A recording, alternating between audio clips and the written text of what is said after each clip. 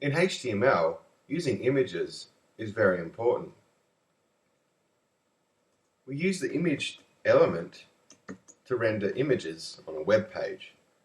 And this is what the image element looks like in HTML5.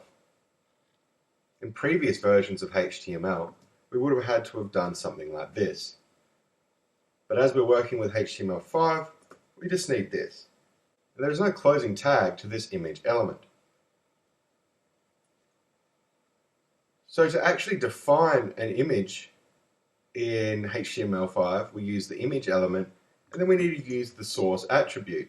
And the source attribute will take a relative or an absolute file path or URL, just like the anchor element's href attribute.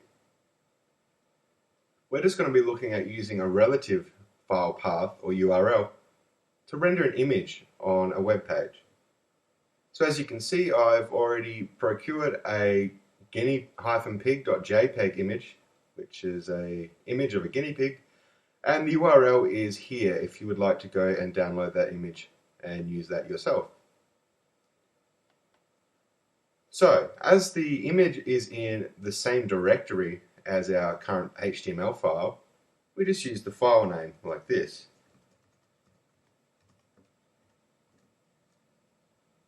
And that'll render our guinea pig image. So let's take a look in the browser. Save this and preview. As you can see, we have quite a large image of a guinea pig displayed in the browser.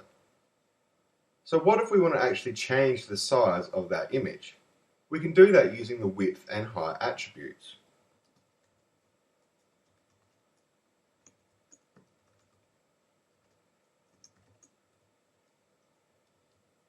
The width and height attributes take values in the form of pixels. So for the width, I'm just going to write 300, which will mean 300 pixels. And for the height, I'm going to give it a height of 350, which will be 350 pixels. So let's save this and take another look in the browser.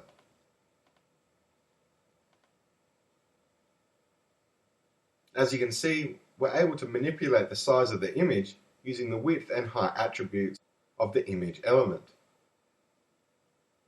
So an important thing to note when working with images in HTML is the alt attribute. This refers to alternate text. And we can put in text here that will render in the case that the image itself cannot be rendered. A good example of this is Google's search engine. As search engines can't necessarily read images, they rely on the alternate text provided to actually index that image properly and the web page that contains it. So it's good to be as descriptive as possible when using the alt attribute.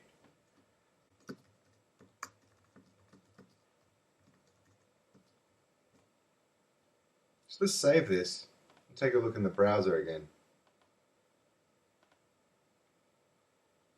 As you can see, nothing has actually changed. We've still got our image there. But in the case that our image was not able to be displayed, we would have our alternate text displayed instead.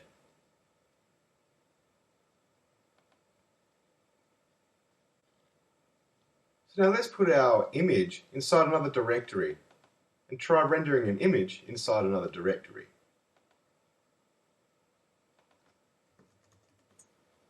Put this images directory inside the HTML directory, then move the image inside the images directory. So now that our image is actually inside another directory, just like we would with the href attribute of the anchor element, we can just change the file path or the URL to actually locate the images directory and then the image inside that directory.